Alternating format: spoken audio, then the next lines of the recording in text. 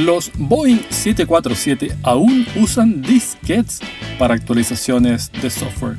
Son instaladas cada 28 días por un ingeniero que visita cada avión. Ya ve, es difícil transicionar a sistemas más modernos cuando ya todo funciona con aquel que nos heredaron nuestros predecesores. Cuando finalmente se anime a dar el paso o cuando le toque mantención de una tecnología obsoleta que en el equipo ya nadie entiende, recurra a un experto. Para eso está el grupo Avance, así con Z, desarrollo de sistemas, equipamiento tecnológico, video, vigilancia, marketing y diseño, asesoría tecnológica, outsourcing de tecnologías de información, telemetría y video analítica. It's one small step for man, one giant leap for mankind. Esto es Historia Freak, donde toda historia tiene algo de historieta. Con ustedes, su anfitrión, Joaquín Barañao.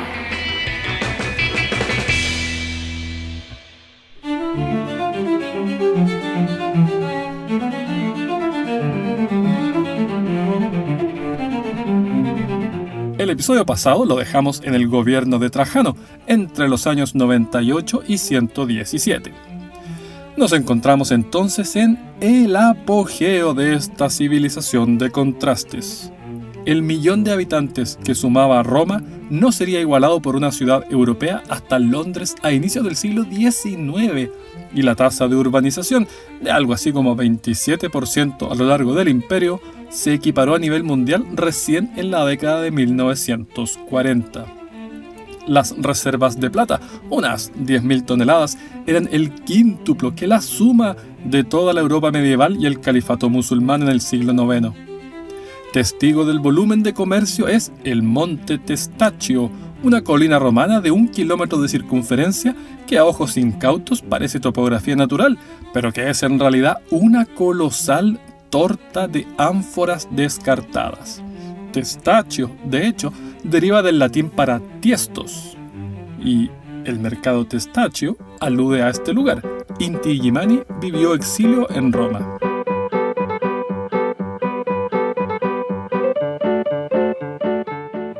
El grueso de esas ánforas contenía aceite de oliva importado en su inmensa mayoría del sur de Hispania, un área ya convertida en monoproductora de aceitunas.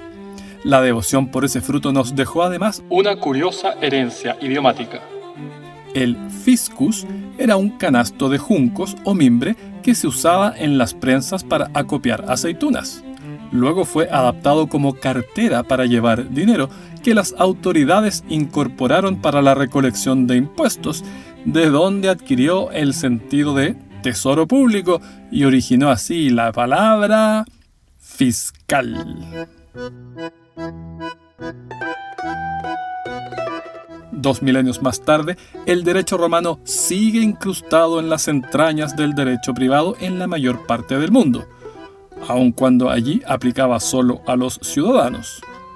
La velocidad de transporte terrestre en sus carreteras, esas que, se sabe, todas dirigen a Roma, no fue igualada sino hasta que el ferrocarril comenzó a poblar las campiñas británicas también en el siglo XIX. En muchos aspectos era una sociedad refinada. Usaban sazonadores para el vino a base de polvo de mármol o bien, que el Altísimo nos guarde en su santo cielo, jarabe de plomo, destinado a mejorar el color, el sabor y evitar la fermentación. Para hombres, pues a las mujeres el vino les estaba vetado. Es posible que la ingesta de esa ponzoña mortal tenga algo que ver con la chifladura de Calígula, Nerón y otros. El plomo era además esencial en la sofisticada red de distribución de agua, y por eso hablamos de plomero. Para fortuna de los descendientes de Rómulo, la durísima agua romana formaba una capa calcárea que impedía el contacto directo con el plomo de las tuberías, preventivo de envenenamientos más severos.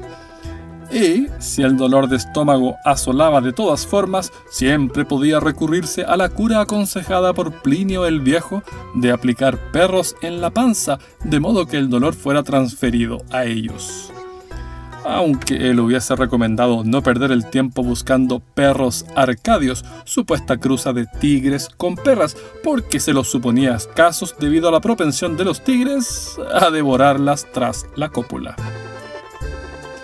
Dicho todo lo anterior, no caiga en idealizaciones ingenuas. Una infinidad de costumbres de la Roma imperial no pasaría el test de la blancura con criterios contemporáneos, sobre todo aquellas asociadas a la guerra, de las que hemos hablado en extenso, y a la esclavitud, de la que hablaremos más ahora mismito. Los esclavos eran una pieza esencial del paisaje social. La propia palabra familia deriva de famulus, el conjunto de esclavos y criados. En un punto, algo así como 1 de cada 5 habitantes de lo que hoy es Italia padecía la condición. Cuando un legislador propuso que vistieran uniforme, la iniciativa sucumbió ante el persuasivo argumento de que ello les permitiría aquilatar cuán numerosos eran y con ello cuán tentadora sería una trama sediciosa. Tal plétora se explica en parte porque las familias ricas mantenían un tropel, algunos con un grado de especialización casi risible. Sostenedores de espejos, pulidores de plata, administradores de pinturas o de perfumes. A algunos amos hasta les cepillaban los dientes y Tiberio gozaba de uno especializado en imitaciones humorísticas. Algunos eran verdaderas lumbreras. Publio Ciro condujo hasta la inmortalidad sentencias tales como: la necesidad no conoce ley, el honor entre los ladrones, el fin justifica los medios. Aunque con otra formulación, y sabiendo nada, se vive mejor. Más citada en inglés como ignorance is bliss.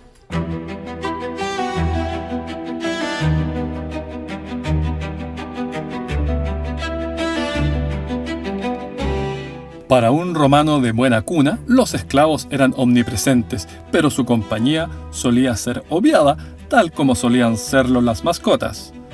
Digo, antes de que se hablara de hijos no humanos y todo eso. Si bien el dormitorio contenía el catre del esclavo, no se incurría en la molestia de solicitarle retirada, ni siquiera durante las más íntimas de las actividades.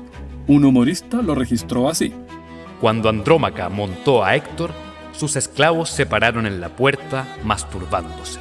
Que hayan podido masturbarse indica que, afortunados los esclavos de Héctor, no los habían infibulado, es decir, no les habían fijado un anillo que cerraba el extremo del prepucio a la manera de un corchete de seguridad que impedía todo despliegue sexual.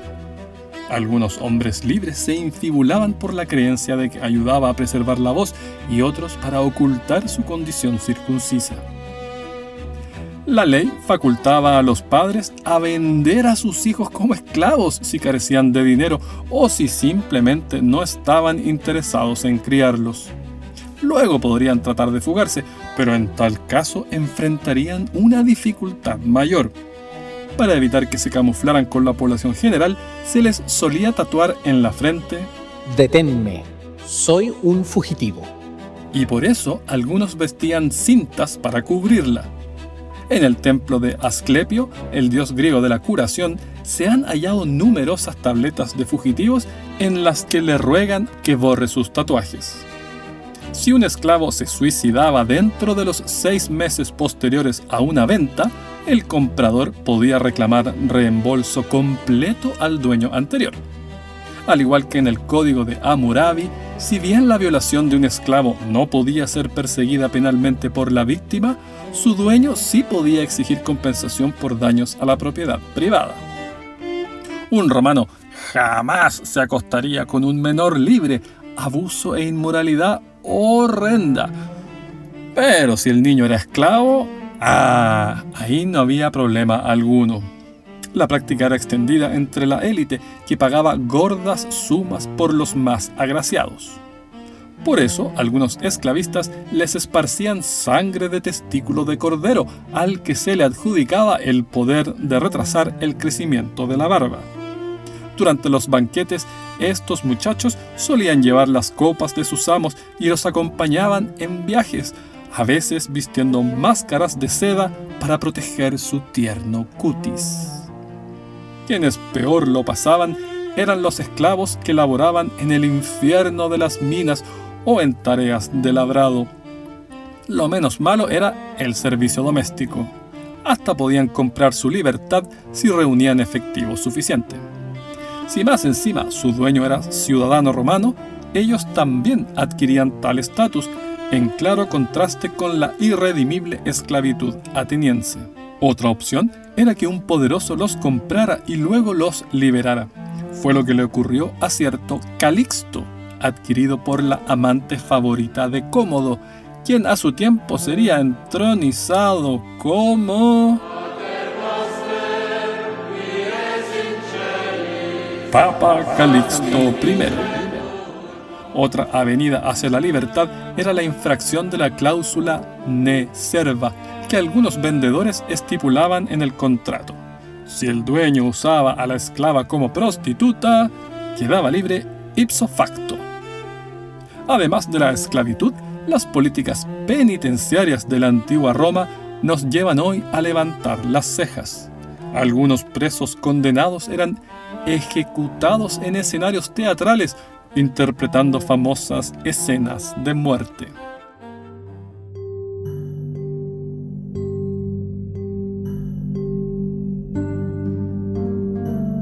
Pueden deslumbrar esos acueductos y anfiteatros, pero el estándar de vida del ciudadano medio le parecería indigno incluso a los habitantes modestos de sociedades contemporáneas. Las letrinas públicas acogían hasta 64 defecadores en simultáneo en un espacio compartido sin nada parecido a siquiera una molécula de privacidad. El trámite era de lo más conversado. Un poeta narra el caso de un sujeto que orquestó una cena con sus compañeros de letrina. Terminado el desahogo gástrico, se aseaban con la spongia, una esponja atada a un palo. Consumado ese trámite, la lavaban en agua, la dejaban en una vasija con vinagre y quedaba disponible para el siguiente colega excretor. Séneca cuenta las desventuras de un gladiador germano que huyó al baño, el único lugar privado para estos esclavos, y decidió atragantarse hasta la muerte con una spongia en lugar de pelear en la arena. Para peor, la acumulación de metano en las muy mal ventiladas redes de alcantarillado provocaban igniciones esporádicas que expedían llamaradas fétidas a través de los asientos. Otro autor romano nos dejó el testimonio de un enorme pulpo que penetró a una bodega a través de las tuberías que desembocaban en la letrina, al que los propietarios solo lograron someter tras una aromática batalla con hachas. Pese al olor, al riesgo del fuego y a los pulpos hostiles, los ciudadanos se quejaban con amargura de quienes aligeraban sus intestinos en la vía pública en vez de acudir a las letrinas reglamentarias, y en las paredes podían leerse grafitis tales como Cacator cave malum. Caga y eres maldecido. El papel era un material escaso y su uso para menesteres escatológicos yacía todavía muy lejos en el futuro. Para el primer uso documentado de papel higiénico hay que saltar al 589 en China. En otros lugares, quienes podían pagarlo se limpiaban con lana, tela o cáñamo. El resto recurría al agua, trapos, cáscara de fruta, virutas de madera, conchas, hojas, hierba, heno, corontas de choclo, piedras, arena, musgo, agua, nieve o lo que fuere.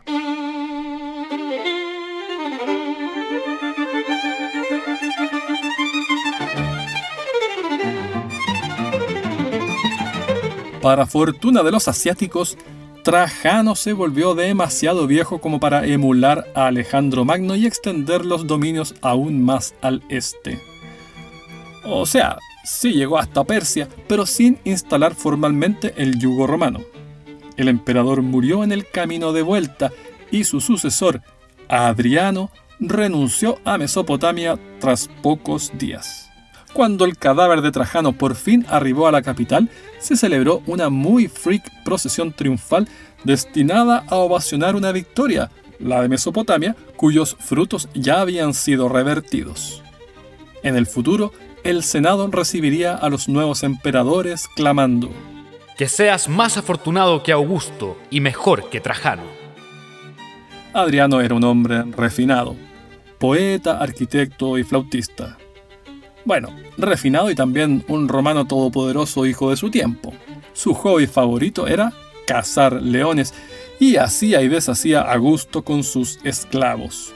En un rapto de ira, apuñaló a uno en el ojo con una pluma.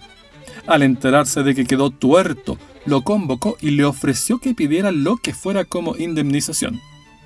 Tras un largo silencio, lo único que ese hombre atinó a pedir fue su ojo. Nuestro culto y bestial monarca se dedicó sobre todo a administrar las adquisiciones de sus antecesores y a apaciguar revueltas locales. Uno de estos ajetreos fue consecuencia de su propia decisión de erigir una nueva ciudad, Aelia Capitolina, sobre las ruinas de Jerusalén, y edificar sobre lo que quedaba del segundo templo otro en honor a Júpiter. Los judíos montaron la grande.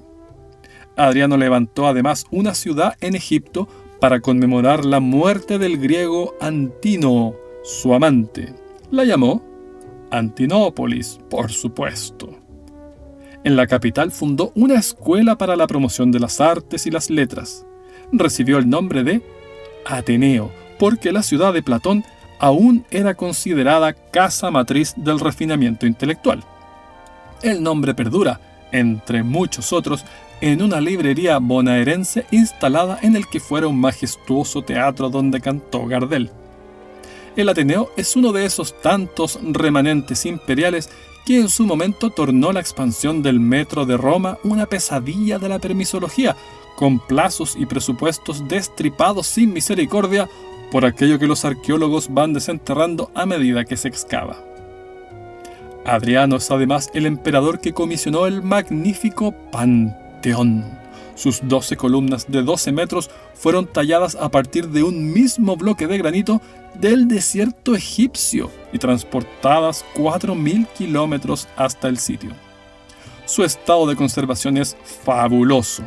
Sucede que el concreto romano es ultra duradero, resultado de los clastos de cal que contiene la ceniza volcánica de la bahía de Nápoles, desde donde se enviaba a todo el imperio. Mientras a menudo las estructuras de concreto contemporáneas no admiten el paso de muchas décadas, las romanas básicamente se autorreparan. Es de suponer que Adriano no estaría muy contento de enterarse que su templo ha transmutado en iglesia, porque él no se mostró lo que uno diría cariñoso con los cristianos. A San Eustaquio, ex general de su ejército, le exigió adorar dioses paganos. Ante la negativa, lo metió dentro de un toro de Falaris, una estatua hueca de bronce a escala real.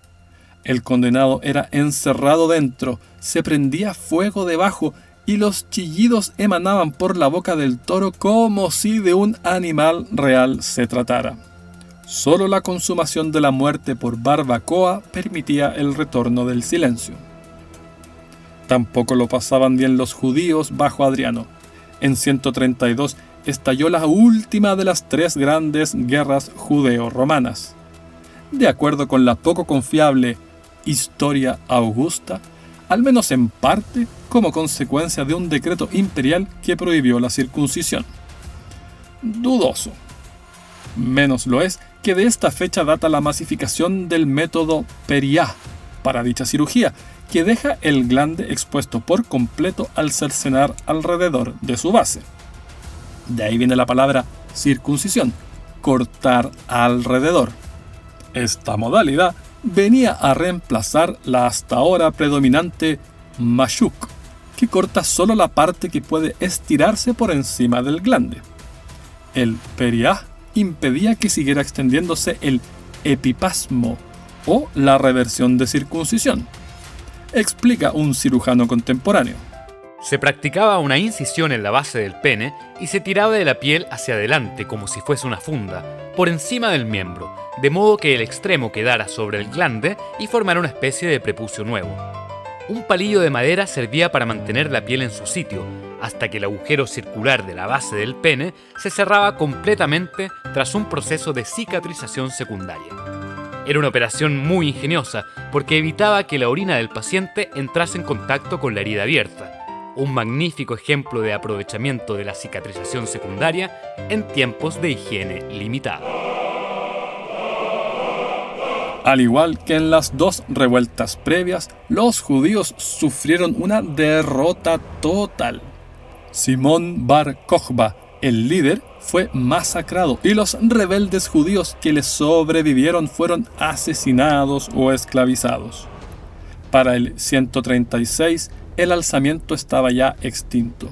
En el otro extremo del imperio, Adriano mandó a construir un muro a todo lo ancho de Gran Bretaña, orientado a resguardar el área romana de los pictos y otros bárbaros septentrionales. Los vestigios inmortalizados en ellos por los legionarios sobreviven aún, como milenaria confirmación de que siempre que haya suficientes hombres juntos, habrá grafitis de penes. Además del muro británico, Adriano delimitó con claridad otra frontera, la de las barbas imperiales. Si en alguna expedición museográfica se topa con un busto imperial barbudo, tenga por seguro de que es posterior al 117. Un autor romano especuló que Adriano instauró esta pauta capilar para cubrir las cicatrices que le dejó el acné. El barbón murió de enfermedad el 138, tras 21 años de gobierno. Los restos mortales fueron depositados en un gigantesco mausoleo construido especialmente para su memoria, siglos más tarde adaptado como fortaleza militar, todavía más tarde apropiado por el papado y hoy uno de los principales hitos turísticos de Roma, bajo el nombre Castillo de Sant'Angelo. Como no tuvo descendencia, asumió Antonino Pío, un funcionario de familia senatorial a quien el difunto había acogido como hijo adoptivo. El cuarto de los 5 emperadores buenos se abocó en especial a administrar y contener. Gobernó durante 23 años, el periodo más largo desde Augusto, sin grandes revueltas ni incursiones militares, salvo por una exitosa campaña en el sur de Escocia a principios de su periodo. Probablemente nunca vio ni comandó un ejército y ni siquiera estuvo a menos de 800 kilómetros de una legión. Ahora, tanta mesura castrense no lo convierte en modelo de frugalidad.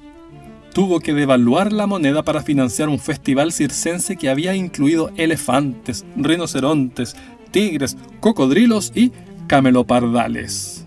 Estas últimas, así llamadas por su pinta de híbrido entre camello y leopardo, hoy más conocidas como jirafas. Ahora, el escucha atento se preguntará por qué camello más leopardo no arroja cameloleopardales. Pues bien, pasa que el felino era llamado pardos, derivado de pinteado en sánscrito. El prefijo leo apareció después por una carambola. Plinio el Viejo escribió de cierta cruza híbrida entre leonas y pardos. De ahí surgió el dicho, Escribe el naturalista. de que África siempre está produciendo algo nuevo. Añade que cuando el león macho detecta El peculiar olor de la pareja en su bien amada, se vengará con la mayor furia. para evitarlo, la leona se lava los vestigios aromáticos de su affair o mantiene a la manada a distancia por un tiempo prudente. Más extraño aún, con ese híbrido, Plinio no se refería a los leopardos, sino que a las chitas. Como en estas últimas primó a la postre el apelativo sánscrito chitra ya, adornado o pintado, el concepto de león más pinteado fue recanalizado a la especie que hoy llamamos leopardo. El 161, tras un atracón de queso alpino, Antonino Pío vomitó, lo asaltó la fiebre y comprendió que era el fin. Al día siguiente convocó al Consejo Imperial y entregó la autoridad y a su hija a su sobrino, a quien quizás le suene por una famosa película. How will the world speak my name in years to come? Will I be known as the philosopher, the warrior, the tyrant? Or will I be the emperor who gave Rome back her true self? Marco Aurelio. Esta entusiasta incursión sonora cuenta con el apoyo vocal de Nicolás Montero y Mario Hitchman. Esto fue Historia Freak, escrito y narrado por Joaquín Barañao. Postproducción, Martín Schlotzer. las referencias bibliográficas de este y todos los episodios en Historia Universal Freak Extendida. 2.800 páginas desde el Big Bang hasta el presente, a $9.99 en Amazon.com.